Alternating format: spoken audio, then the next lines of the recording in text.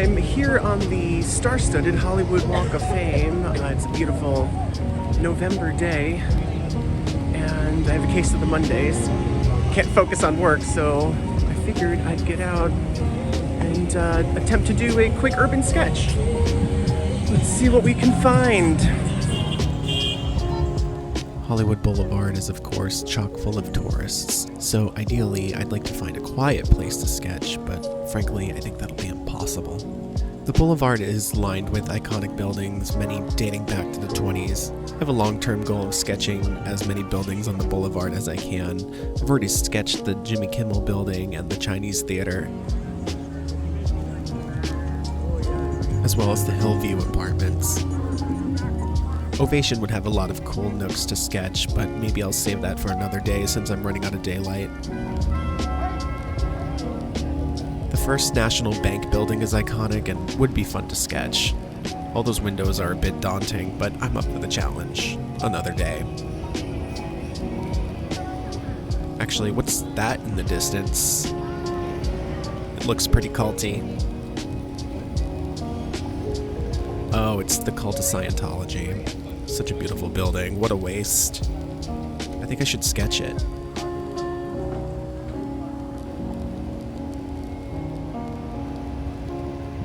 Sun glare on the billboard really brings out their Xenu eyes. And it looks like they're in the middle of constructing their annual winter PR wonderland to recruit and scam the public. Let's take a closer look and count all the OSHA violations.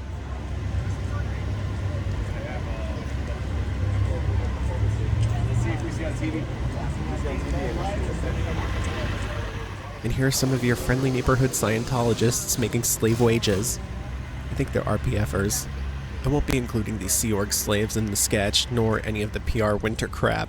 After all, Scientologists don't believe in Christmas and actually teach that Jesus was a lover of men and boys, so for now let's focus on the details of the building. Certainly not as many windows as the First National Bank building, but still plenty. It'll be easy to draw those since all the curtains are drawn shut so the Scientologists trapped inside can't see the outside world. That means minimal reflections in the glass for me to paint later on. This building was formerly the Christie Hotel, before that the Hollywood Inn, and now the cult of Scientology Information Center. It was actually Hollywood's first skyscraper. I mean, it's only 8 stories, but it's still beautiful, and I love its Georgian revival style. I'm excited to play with the brick texture in the sketch and add all of the ornate details of the original building and ruin it with the culty vibe and outdated branding. Also, something totes normal happened. On my way to find a spot across the street to sketch from, Scientologists actually started blasting music at me, thinking I was a suppressive person or something. Well, they'd be right. If only they'd realized that they've been mocking up their own reactive minds and to just not do it anymore. Weird.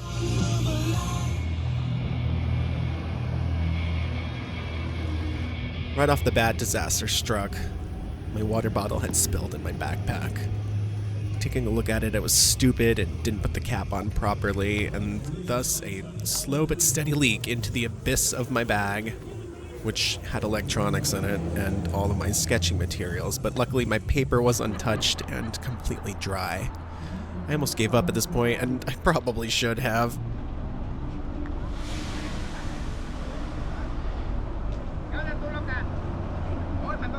Full disclosure, this is my first time filming a sketch, and as you'll see, I struggled keeping the sketch in frame, so please forgive me. I'll try to zoom in when necessary and of course cut out all the crummy bits. Because this building is a bit complex and we're dealing with perspective in this sketch, I started with the loose pencil outline. Now, obviously it's a great idea to plan out what you're going to be drawing so you can get perspective right and the correct proportions, but for me, and you'll see why, I think it's time to invest in some watercolor pencils. Here I was finding the midline, or center of the building, so I could start planning out where the windows and balconies would go. Again, 8 stories and some complex perspective, but I'm really glad I took the time to plan things out and didn't just jump straight in with ink. Although typically I do like to be adventurous and do just that.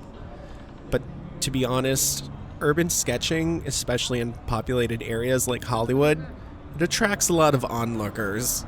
So I really didn't want to mess this up. That would be embarrassing, and this would turn out to be an even bigger disaster than the disaster it turned out to be in the end.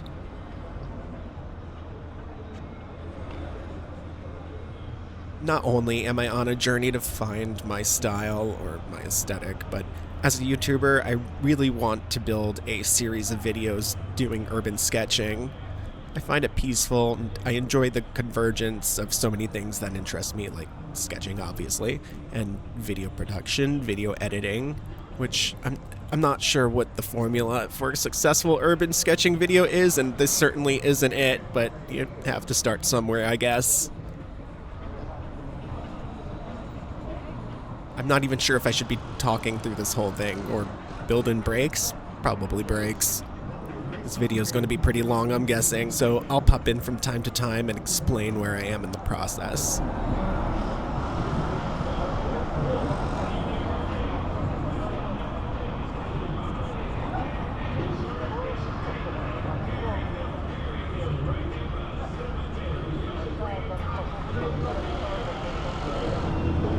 With the rough sketch done, it's time to ink it up. I'm using a Faber-Castell Grip 2010 fountain pen with Noodler's black waterproof ink, which, as you'll see later on, I managed to smudge. This is kind of a frequent problem I have with this ink. Does anybody else know in the comments? Not sure if it's the paper I'm working on, which is just a cheap paper from Amazon by Ogfu. 9x12, 140 pound cold pressed watercolor paper. I'm not sure what I'm doing wrong.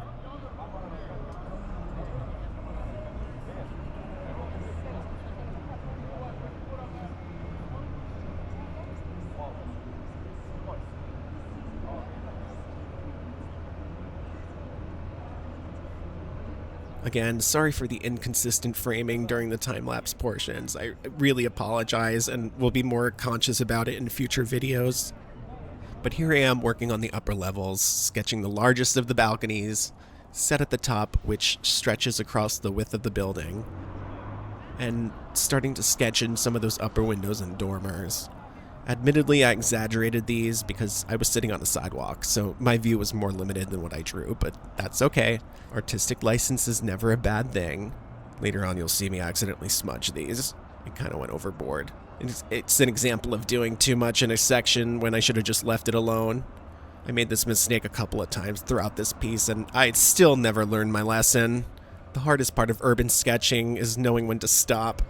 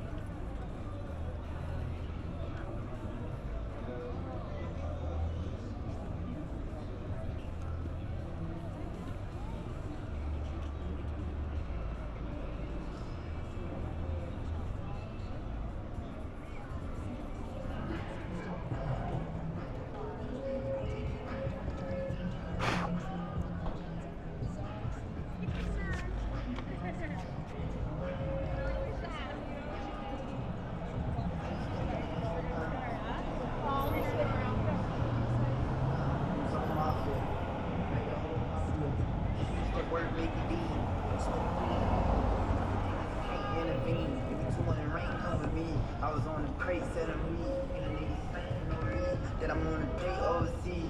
I'm in the race going high, you want to chase the ride, she wants some braces I got, set the base back before I got. It's the base one taco? Yeah, okay. Thank you, God. Look at the $5.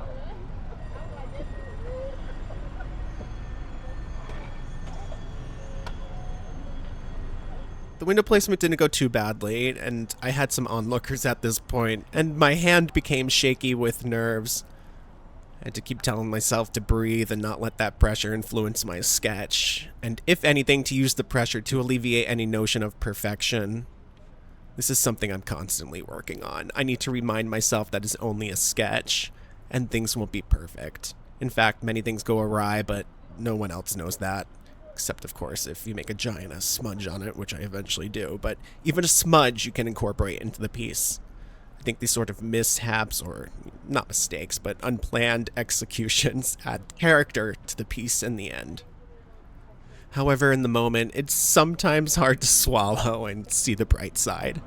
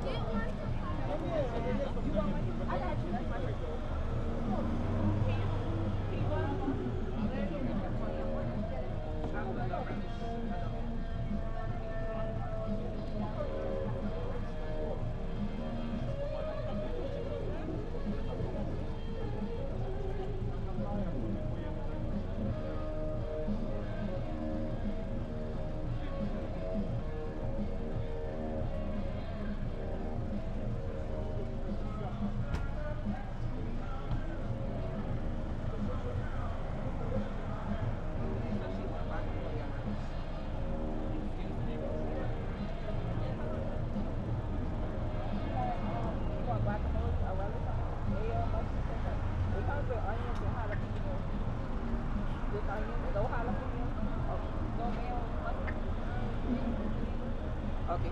Do you want the relish or guacamole? Okay.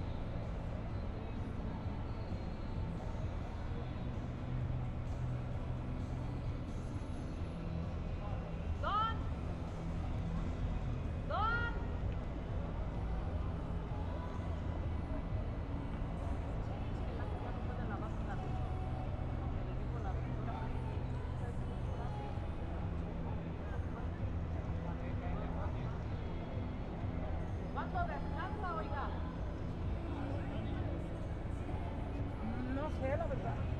Tal vez mañana.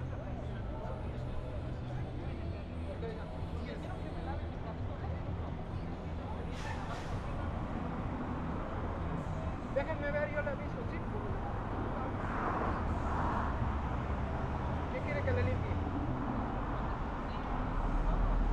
Todo, todo, todo.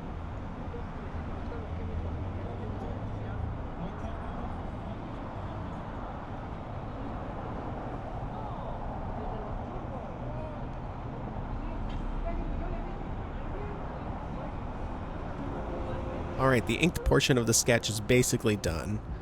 And at this point I decided to head home as I was losing daylight. And I'm definitely not trying to be on Hollywood Boulevard after dark. And then disaster struck again. I'm leaving sketching now, and quite honestly, I think it was kind of a disaster putting the drawing away. I just smudged a big portion of it, and it's a little disheartening. I wonder if I can recover it. I'm losing daylight, so painting will be done at home. It was a chaotic experience, but I'm excited to finish this piece. Smudged. Man, how did I manage that? Whatever, we'll try to recover it, but I guess it adds to the dinginess of the cult, hovering over it like a gray cloud of debt and despair. Now I'm using some travel watercolor brushes I recently got, and I absolutely love them. I'll put a link in the description. 4, 8, and 12, all with the fine point. I'm also using the Winsor Newton Cotman Set 16.5 pan, high quality student grade, which I recommend because it's great if you're on a budget, and it's beautiful. I'm starting with the sky to see how I can salvage this piece, and I'm using a wet on wet technique with cobalt blue hue. I love this technique because it really makes the sky look natural, and I'm hoping it masks the smudged areas, but I'm not that hopeful.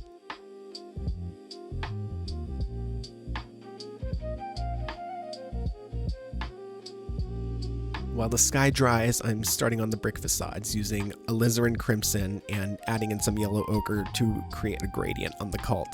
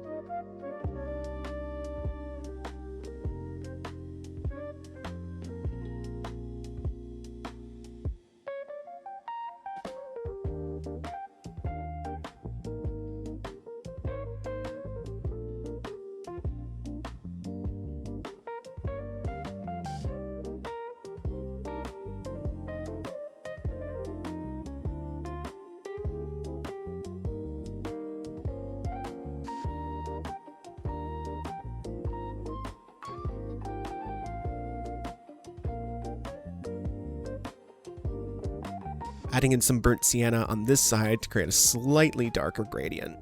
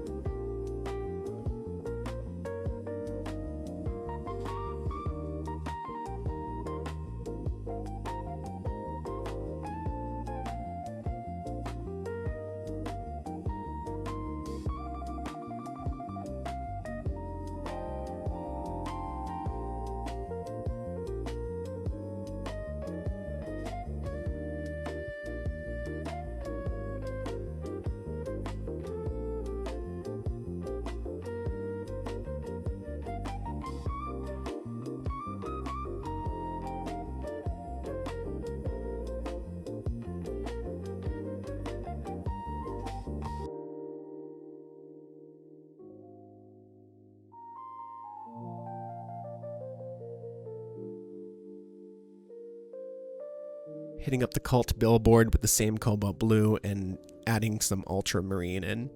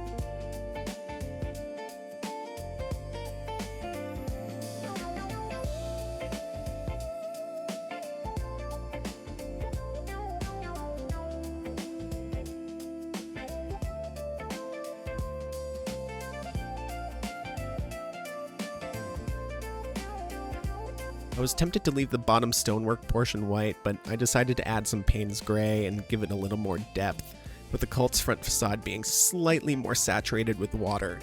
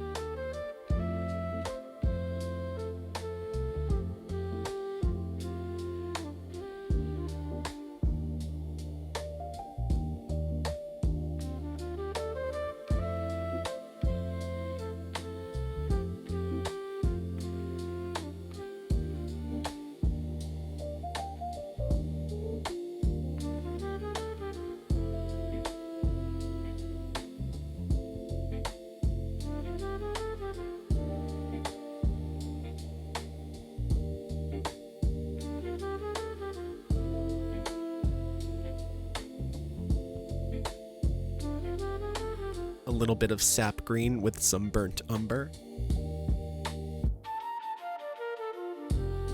I really enjoyed working on the cult billboard, featuring Scientologist and musician Joe Velarde and various stock images. I had fun using a lot of colors in the Winsor & Newton Cotman kit.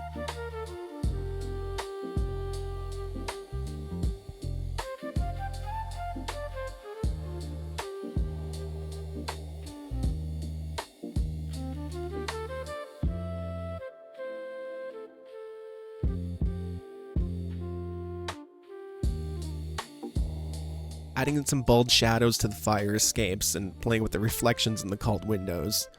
And here you can see the red Dianetics books.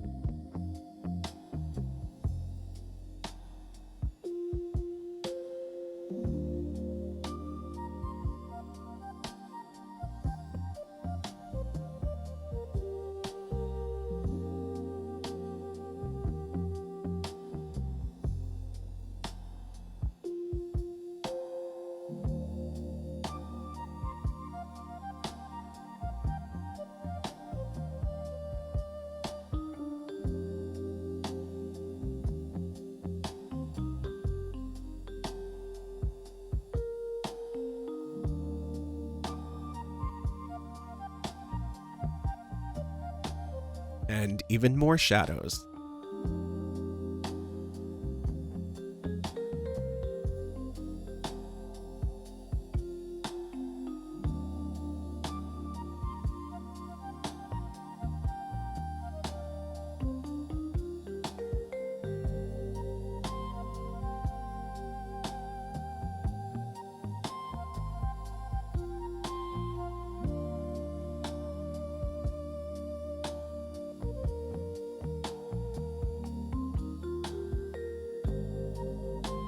And then back to ink for a moment to add in some brick texture. I actually forgot to do this while I was on the street sketching, but it's not too late. I think these really add to the overall piece and are delicious details to absorb.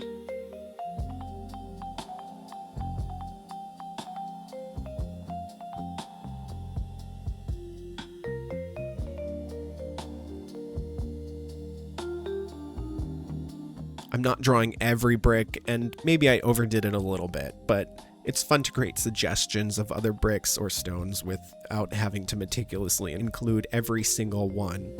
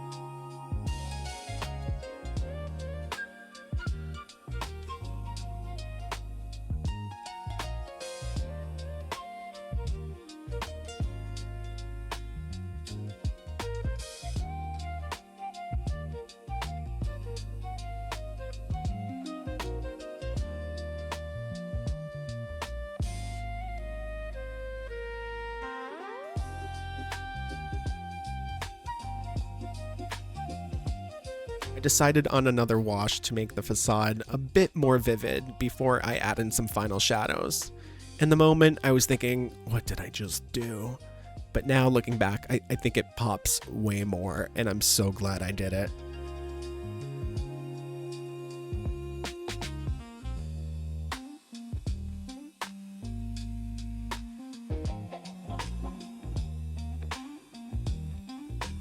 Last but not least, some dramatic shadow work using Purple Lake with a hint of Payne's Gray, just to bring the tone down to appear a bit more natural.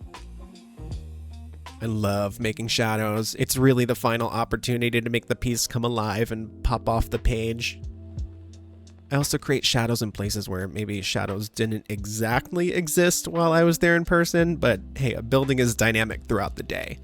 So there's that. And again, shadows can help emphasize details or contours or form.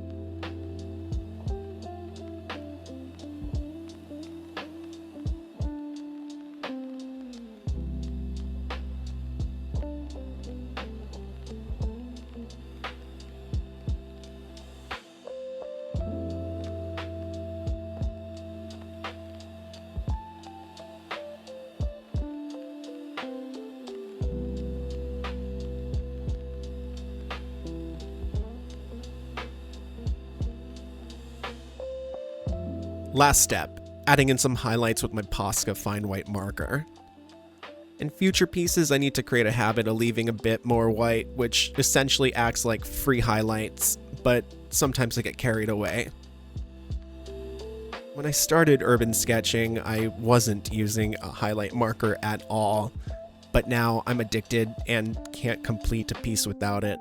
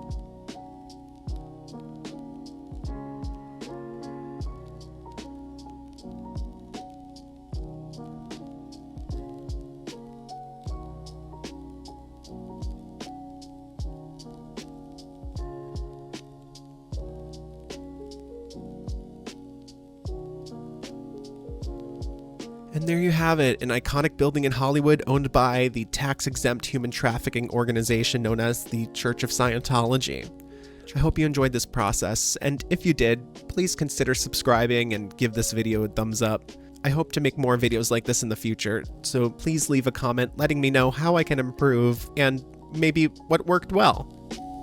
Until next time, you are loved, you are valued, do something meaningful, and have a cult-free day.